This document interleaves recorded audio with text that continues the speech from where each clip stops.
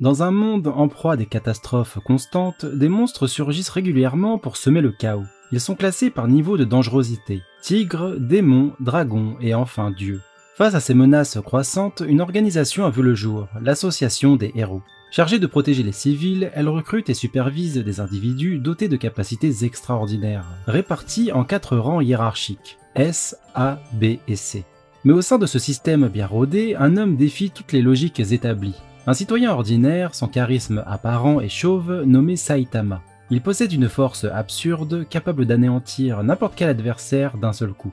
3 ans auparavant, alors qu'il était encore un chômeur désabusé par la vie, Saitama affrontait un monstre crabe pour sauver un enfant. Par réflexe ou par instinct, il s'était interposé et était parvenu à le vaincre. Cet acte allait déclencher chez lui une vocation, celle de devenir un héros. Dès lors, il s'imposa un entraînement infernal pendant 3 longues années. À force de pompes, de squats et de course à pied, il perdit ses cheveux mais acquit en retour une puissance sans commune mesure. Hélas, sa vie actuelle de super-héros est loin de l'exalter comme il espérait. Aucun combat ne dure plus d'un instant. Sa toute-puissance, au lieu de l'épanouir, devient un poids. Lassé de l'ennui et de l'absence de sensations, Saitama erre désormais en quête d'un adversaire capable de le faire vibrer. Un jour, la ville Z où il réside est en proie à des nuées d'insectes qui vident totalement de leur sang les humains et les animaux. Durant cette hécatombe, Saitama croise la route de Genos, un jeune cyborg lancé à la poursuite de la responsable, une créature mi-humaine, mi-moustique. Alors que Genos, acculé, s'apprête à se sacrifier en provoquant une explosion pour l'emporter avec lui, Saitama surgit et l'élimine d'un unique coup de poing. Impressionné par une telle puissance, Genos le supplie de devenir son disciple. Saitama accepte sans enthousiasme, et Genos lui confie alors son passé. 4 ans plus tôt, sa famille a été massacrée par un cyborg devenu incontrôlable. Lui seul survécut, sauvé par un professeur qui le transforma en cyborg pour lui offrir les moyens de se battre. Depuis, Genos traque inlassablement le meurtrier de sa famille, tout en combattant le mal sur son chemin.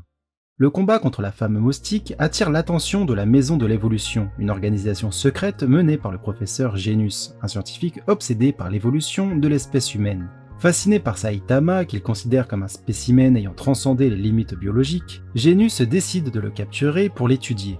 Mais ses espoirs s'effondrent rapidement. Après avoir envoyé plusieurs monstres qui se font tous balayer, Genos libère son ultime création. Mais le combat tourne court, Saitama le tue d'un simple coup de poing.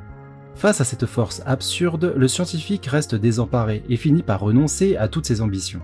Alors que des monstres et divers groupuscules sèment le trouble dans les rues, Saitama intervient à chaque fois avec une facilité déconcertante, réduisant ses ennemis en poussière sans le moindre effort.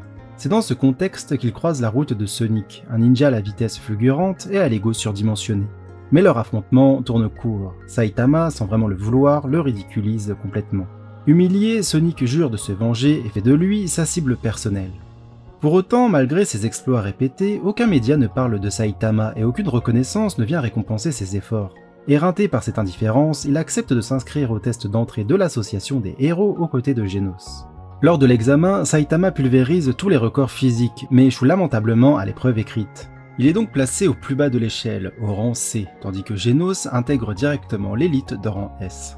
Déterminé à faire ses preuves, Saitama parcourt la ville à la recherche de la moindre incivilité à corriger. C'est alors qu'il recroise Sonic, toujours décidé à régler ses comptes. Mais une fois encore, le ninja se fait battre en un instant et est arrêté. Pendant ce temps, les autorités de l'association analysent les données sur les zones à haut risque. Une tendance se dégage. La ville Z serait l'épicentre de l'activité des monstres. Une menace d'un tout autre genre s'apprête d'ailleurs à frapper cette ville. Une météorite gigantesque fonce droit dessus. Quelques héros de classe S ayant répondu à l'appel essayent de la détruire, mais cela ne suffit pas. Même Genos, avec toute sa force de frappe, n'y parvient pas.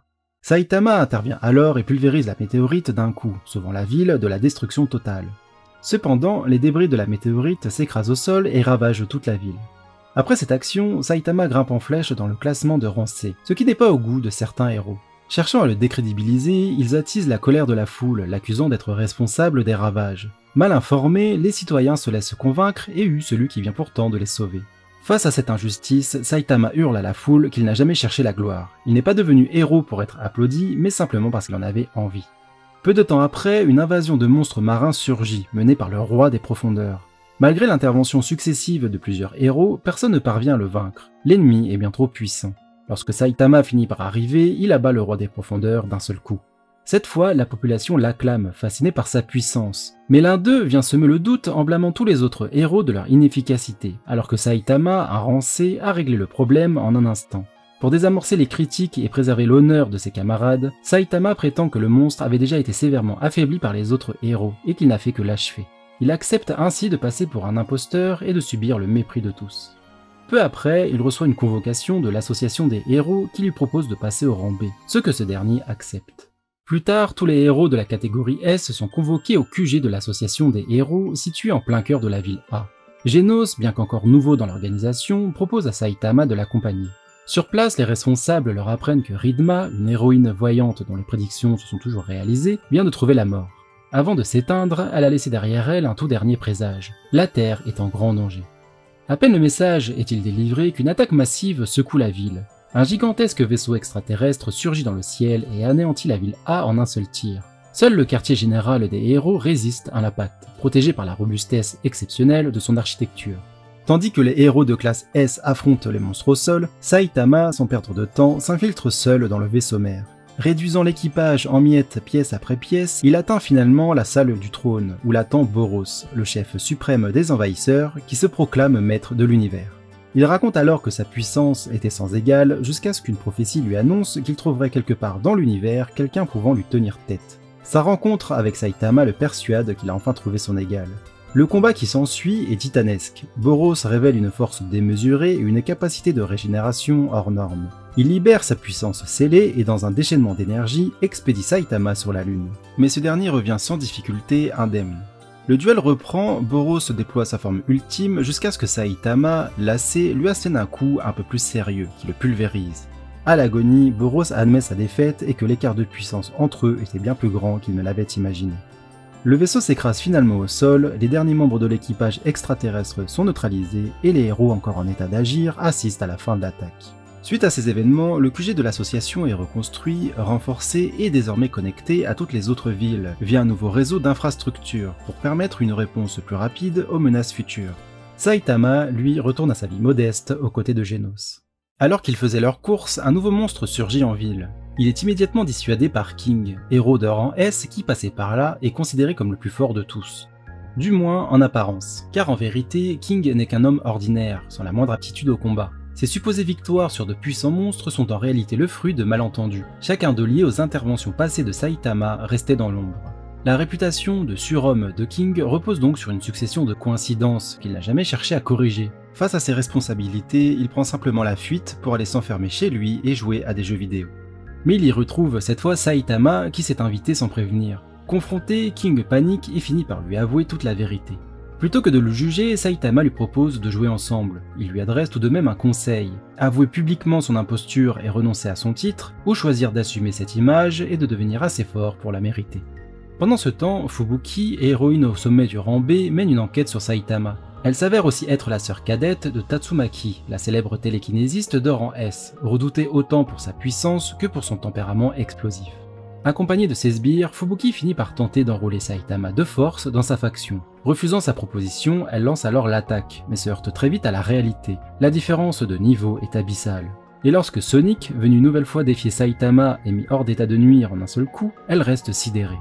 Plus tard, alors qu'ils discutent tous chez Saitama, Fubuki finit par révéler ses vraies motivations. Elle aspire à rassembler autour d'elle une faction suffisamment puissante pour gravir les échelons. En parallèle de ces événements, l'association des héros commence à paniquer face à la multiplication des attaques de monstres à travers les villes. Débordée, elle envisage une mesure radicale, recruter certains criminels pour renforcer ses rangs.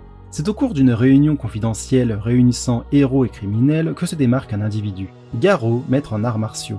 Ancien disciple de Bang, le vieux maître de rang S, Garo rejette aussi bien l'ordre des héros que le chaos des criminels. Il suit sa propre voie, celle de devenir un monstre. Il passe aussitôt à l'action, massacrant sans distinction les criminels rassemblés ainsi que plusieurs héros présents. Ce bain de sang marque le début d'une traque méthodique, qui fera rapidement de lui l'un des ennemis les plus redoutés de l'association. Dès lors, Garo entame une véritable chasse aux héros, attaquant sans relâche tous ceux qu'il croise, qu'ils soient de rang C, B ou même A. De son côté, Saitama découvre l'existence de ce chasseur de héros en lisant la gazette de l'association. Intrigué, il décide de se rendre à l'hôpital pour interroger ceux qui ont croisé son chemin et s'en sont sortis. Sur place, il retrouve Charanko, un autre disciple du maître Bang, tout comme Garo autrefois. Blessé et incapable de participer au tournoi d'arts martiaux pour lequel il s'était inscrit, Sharanko remet à Saitama son billet d'entrée afin qu'il puisse assister à l'événement en tant que spectateur. Mais Saitama, toujours curieux de découvrir ce que les arts martiaux ont de si spécial, décide d'usurper son identité pour s'inscrire comme combattant. Une manière pour lui de se confronter directement à cette discipline, et peut-être de ressentir, enfin, quelque chose en combat. Pendant ce temps, Bang et son frère aîné Bomb décident de traquer Garou eux-mêmes, conscients de la menace que représente cet ancien disciple. Durant le tournoi, Saitama élimine tous ses adversaires d'un seul coup, ne voyant alors pas l'utilité des arts martiaux si ce n'est d'enchaîner des mouvements stylés. Toutefois, sa perruque finit par tomber, et il est disqualifié pour usurpation d'identité. Au même moment, une invasion coordonnée de monstres s'abat sur plusieurs villes à travers le pays. L'association des héros, prise de court, mobilise ses plus puissants éléments. Des héros de rang S affrontent des ennemis redoutables, dont une scolopendre géante classée niveau dragon, tout en tentant de gérer la présence imprévue de Garou, venu s'ajouter au chaos. Parallèlement, des monstres surgissent un peu partout pour prendre les civils pour cible, semant la panique. Dépassée par l'ampleur de l'assaut, l'association des héros apprend en plus l'enlèvement du fils de Rupin, leur principal soutien financier. Son sauvetage devient alors la priorité absolue des autorités. En parallèle, au sein du QG de l'association des monstres, situé dans les profondeurs de la ville fantôme du secteur Z, les créatures se rassemblent sous l'autorité de leur chef, le redouté et mystérieux Orochi. Leur stratégie est claire, plonger le monde dans le chaos, recruter de nouveaux alliés en transformant des humains en monstres, et affaiblir l'association des héros en l'attaquant sur tous les fronts. Leur objectif final étant de réunir les héros dans un même piège afin de les anéantir, et établir Orochi comme souverain incontesté du règne monstrueux. Pendant ce temps, sur les ruines du tournoi d'arts martiaux, des monstres surgissent pour proposer aux combattants de rejoindre leur cause. En échange, ils leur offrent des cellules monstrueuses à ingérer pour déclencher leur transformation. Saitama finit par intervenir et mettre fin à leurs agissements. De son côté, Sonic est confronté à d'anciens camarades issus du même village ninja que lui, désormais alliés à l'association des monstres. Il cherche à le rallier à leur cause en lui proposant également un organe de monstre à consommer, leur promesse devenir suffisamment puissant pour dominer les humains. Sonic hésite car la perspective de vaincre enfin Saitama rend la tentation difficile à ignorer. De son côté, Garou poursuit sa croisade solitaire, traquant sans relâche les héros et accumulant les affrontements. Mais bientôt, il se retrouve encerclé par un groupe de justiciers déterminés à l'arrêter. Bien que blessé, Garou repousse ses limites et élimine chacun d'eux un à un. C'est alors que Genos intervient, bientôt suivi de Bang et de son frère Bomb. Malgré toute sa hargne, Garou finit par être vaincu. Au même moment, la scolopendre géante ressurgit des profondeurs. Genos, Bang et Bomb unissent leurs forces pour tenter de l'arrêter, mais leur puissance ne suffit pas. King arrive alors à son tour et parvient à attirer la créature vers lui. C'est finalement Saitama qui surgit pour l'anéantir d'un seul coup. Dans la confusion, un monstre ailé surgit et emporte Garou dans un piètre état. Il est conduit au QG de l'association des monstres, où l'attend Orochi. Leur plan se poursuit dans l'ombre, prêt à plonger le monde dans un chaos encore plus profond.